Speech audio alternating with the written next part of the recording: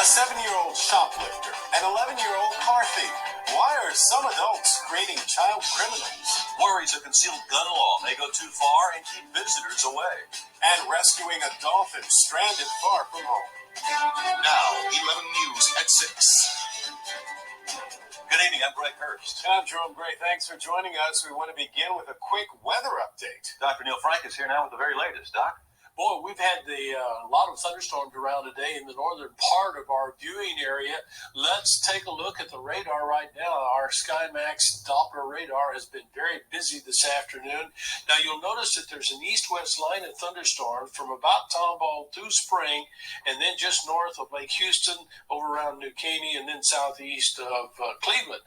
These are all moving towards the west at about 40 miles an hour. This is the same area that got rain yesterday in some places as much as 10 inches. We do have a severe thunderstorm watch for all of our viewing area now until 8 o'clock tonight.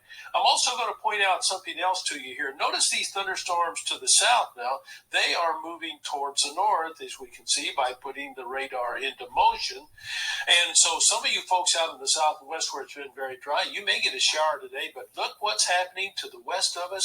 We're going to expand our view now and look at that line of thunderstorms that is approaching, extending from Lake Somerville all the way down to LaGrange. You folks there in Brenham should see a thunderstorm pass through there within the next 30 minutes. Same thing at Columbia. We do have a severe thunderstorm warning for Washington County. That's where Brenham is located, and also Burleson County. That's to the northwest of Brenham.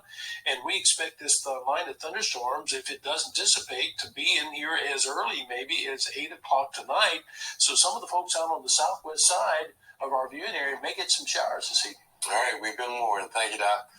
We also have an update now on a serious wreck in West Houston. A car went into a ditch and hit a tree. Now, this happened around 5 o'clock at Derry Ashford and Memorial. 3 people have been taken to area hospitals. A woman who is 7 months pregnant, a 15-year-old, and a 12-year-old. We'll let you know more when we get more. Well, I don't know if you've realized, but this has been a week of kiddie crime out there. An 11-year-old alleged car thief and a 7-year-old alleged shoplifter. No one believes it's the kids themselves who are behind this. It's adults. 11 News reporter Dan Locke tells us about the long-term effects on children who get recruited for crime. When the police caught up with the car thieves, they expected them to be kids. They didn't expect one of the drivers to be 11 years old. And what we gathered is that they're possibly delivery drivers for a theft ring, and we're working on that. There was a guy in the neighborhood that used to steal cars and actually operated a chop shop. Charles Rotrammel works with troubled teens, and he's seen the long-range effects on kids who are recruited to crime by adults. A lot of times, the adult comes off scot-free, but in every situation, the kid has changed significantly because they've gone through a traumatic experience. At best, they're going to learn something from that experience. At worst, their whole life is going to be destroyed. You might think that the kids who get caught are the ones that turn away from a life of crime, and those that don't initially stay in. But it doesn't necessarily work that way.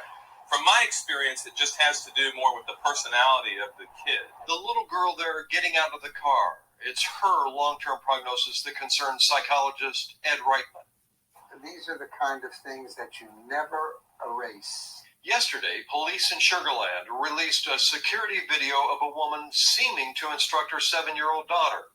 Moments later, the girl came running out of the Randall supermarket, shoplifting a basket of goods. She was chased and caught outside, and her mother, waiting in the red car, abandoned her. She does mother's bidding, and then mother leaves her. What her mother did is nearly unfathomable, but then they say there never was honor among thieves. Dan Locke, 11 News.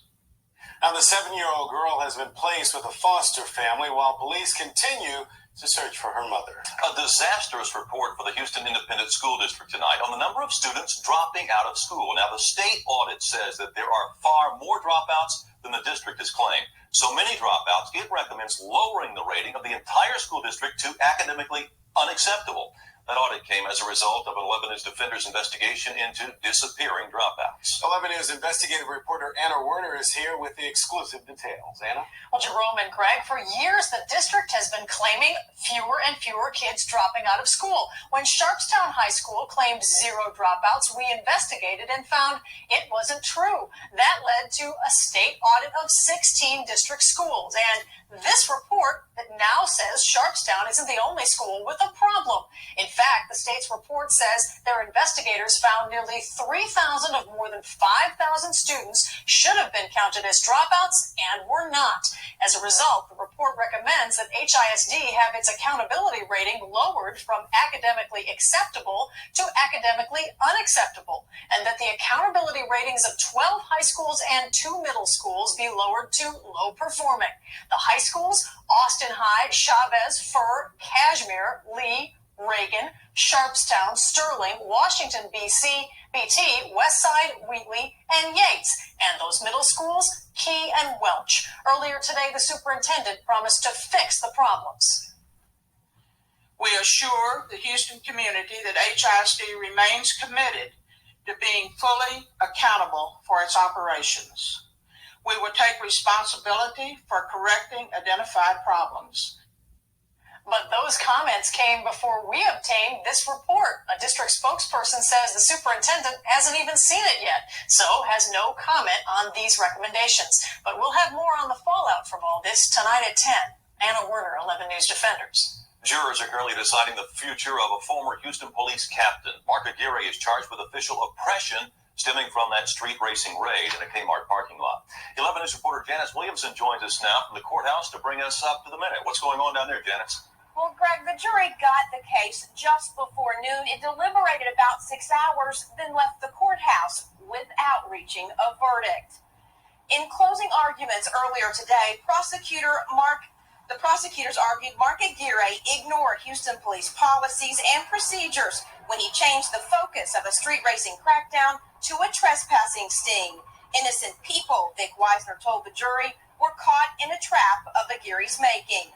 Defense attorney Terry Yates argued his client was simply trying to serve and protect the community. He told the jury the chief of police signed off on the plan and praised it.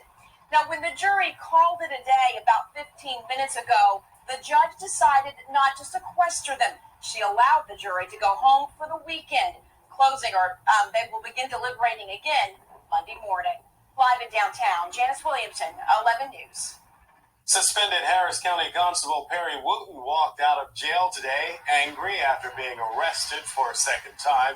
He was put behind bars Tuesday after missing a court date related to his appeal on that theft conviction. Wooten says the judge knew he couldn't make it and blamed his arrest on the fact that he's black. A controversial concealed weapons bill would allow people with permits to carry loaded guns into convention centers. Governor Rick Perry wouldn't say if he'll sign it, but as 11 News reporter Doug Miller tells us, city officials are already thinking about ways to legally prevent guns at conventions. Got the paperweights, and these also come as we get desk sets. At conventions, you can find all kinds of interesting stuff. We get business card holders, all that stuff, if you want to order something like that. And pretty soon, conventioneers in Texas might find something else, concealed weapons. With our security issues, I don't think that's necessary. Well, a bill awaiting the governor's signature would allow people with permits to carry concealed weapons inside a lot of government buildings. Buildings like convention centers. I know I wouldn't start anything with anybody. But for city officials who run this convention center, it's no joke. We don't want people where they're going out for conventions and things of that nature to also be armed and where they're drinking. Houston has hosted a lot of high-profile conventions, most notably the 1992 Republican National Convention at the Astrodome. With this new legislation, city officials are speculating on how they can discourage people from packing heat in convention halls. Get on our web, and in milliseconds. Convention organizers might not be able to tell people to check their guns at the doors, officials say. They can tell you that you've got to wear an identification badge that identifies you as a concealed gun permit person. And, you may have to turn over your driver's license. We've got Taz that has my attorney in jail. Questions about convention centers are another unforeseen complication of a gun bill that might soon become law. In downtown Houston, Doug Miller, 11 News. So we started thinking, what happens if Houston plays host to another national political convention? Well, Secret Service agents here weren't so sure about that, but city officials speculated that federal authorities would have the power to keep guns out of a convention hall where the president is speaking. The attorney for a millionaire bookie accused in a murder-for-hire case says he's finished with his client. This morning, the attorney for Robert Angleton, Michael Ramsey, sent a letter to the court asking that he be relieved of the position. Angleton was recently taken into custody in Amsterdam. Federal prosecutors want him back in Houston in time for his trial, which is supposed to begin Monday. However, Ramsey says when Angleton called from overseas, he told Angleton he would do nothing for him because he was a fugitive from justice. However, the attorney did set up other legal counsel for Angleton. The millionaire was acquitted in state court for the contract killing of his wife, Doris. He was indicted in federal court last year. Coming up next on 11 News at 6, kids pass or fail time for area school lunchroom. An East Texas woman claims to have found an important piece of shovel debris, changes her story. And a baby dolphin stuck between a rock and a hard place in Galveston.